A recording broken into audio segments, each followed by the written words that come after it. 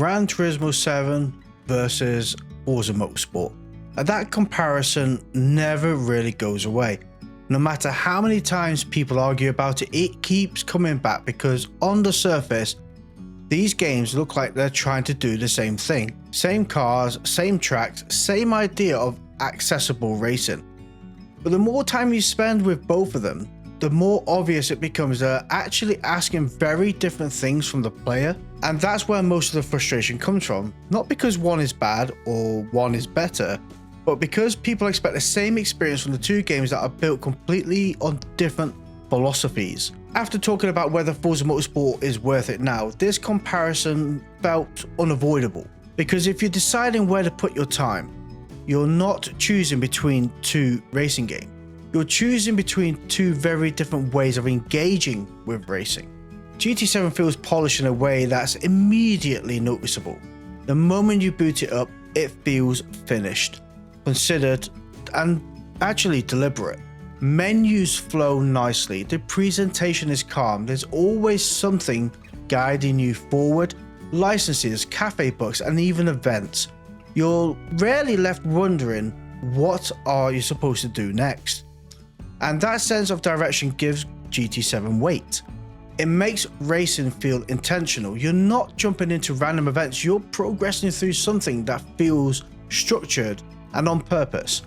Even when the racing itself isn't especially complex, the way it is framed actually feels meaningful. Gran Turismo 7 is very good at giving you a reason to actually care. But that polish also creates expectations. Gran Turismo 7 expects you to engage with it on its own terms. It expects patience, it expects compliance, and it also expects you to move through a system in the order it has laid out. Licenses are not optional if you want to progress. Cafe books are gated content. Money is very tight early on and cars are actually quite expensive. Sometimes that's motivating and other times it's actually quite exhausting. Sometimes you don't want to progress through a journey and sometimes you just want to get into a race and just drive. Gran Turismo 7 doesn't always make that very easy for you. It wants you to earn everything even when you're not in the mood to do so. The cafe books are a great example of this. On paper they're great. They add content, they add history, they sell you a story about cars and brands, and that story does help break up a lot of the grind. But the execution of it does hold it back. It's all text, no voice acting, no pacing, and no actual reason to stop and absorb it. So most of the time you skim it or just skip it and you're not really caring. If that information had been spoken, even passively, it would have changed how it feels completely. Instead, it becomes another thing to click through so you can get back into the next racing. That's one of the small design decisions that does add up over time. Online in GT7 has the same philosophy. It's structured, it's controlled, and for the majority of it, it's pretty clean. Weekly events give you consistency. You know what you're getting into, you know the environment. You spend a week mastering that one track, learning the braking points, finding lap time, improving your standing. That's quite satisfying. It rewards discipline and repetition, but it also limits variety. Once you've learned that track, you're done until the rotation changes. And it doesn't feel alive in the same way, it feels curated. Penalties in GT7 reflect the same mindset. They're very black and white. You cross that line, you get punished. Even a pixel over the pit entry line can cost you heavily. Temporary damage is pretty harsh too. Make one mistake and the car feels it immediately. While that does keep the racing cleaner, it also removes a lot of grey areas. GT7 doesn't really care about intent, it cares about rules. Whether that's good or bad depends entirely on the player. And I don't really have a huge emotional moment in GT7. While I've won races, Bathurst is a perfect example of that. I qualified on pole position, got a great stop, kept pushing, didn't make a mistake, and that did feel good. There was a little bit of pressure, there was focus, there was that constant voice telling you not to throw it away. But it didn't explode emotionally, it felt controlled. And that sums up GT7 really well. When it rewards you, it does it in a calm manner. Forza Motorsport is opposite of this in a lot of ways. When you boot it up, it's a minimal, natural, pretty much feels empty. There's no ceremony, no real sense of occasion.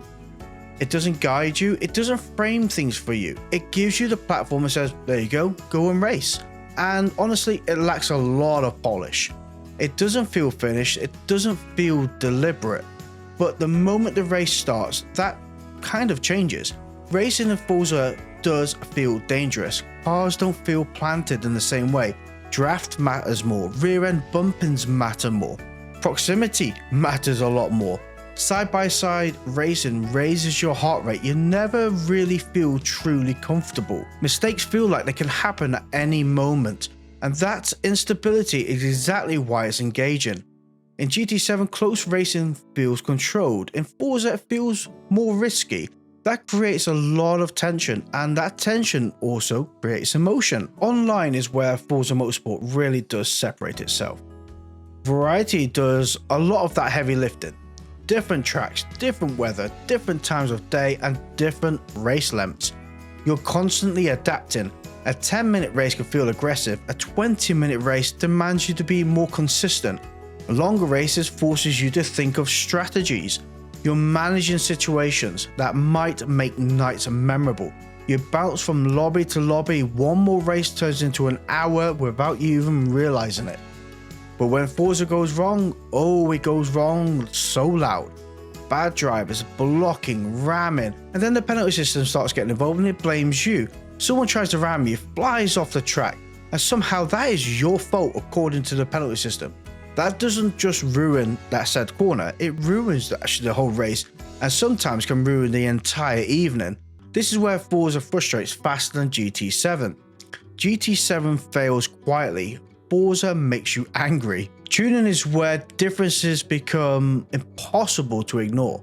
In GT7, the cars feel great out of the box, and for that, tuning is optional.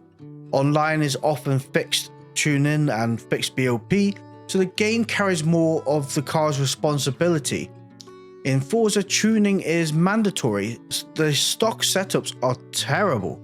So if you don't tune, you're not exactly competitive, and that puts the responsibility on you. So when you lose in Forza, it feels like you're more at fault for that, for having a bad tune, wrong strategy, poor decision. But in GT7, the game absorbs more of that responsibility. While neither approach is objectively better, they are very, very different. Forza Motorsport was the bigger disappointment. There was no way around that. But it also has the better redemption arc. What it launched as and what it is now are two very different games. GT7, on the other hand, got it right from the very beginning and just refined what was already there. The difference shapes how people talk about them. One fell and climbed back, the other just kept improving quietly. This is why the arguments never really make sense. People aren't disagreeing about quality, they're disagreeing about expectations. GT7 expects patience and structure. Forza expects adaptability and tolerance for chaos. GT7 rewards discipline. Forza rewards resilience. And if you want realism above anything else, neither of these games are the answer. That's why iRacing exists. But for more casual sim racers, these two titles complement each other more than they compete. So, do you need both games? Honestly, yeah. They're different enough to actually justify it, but what one lacks, the other one does better. Both are frustrating, both succeed, both fall apart in their own ways. Pick one that suits how you want to race, or just play both of them, because once you stop asking which one is better, they both start to make a lot more sense.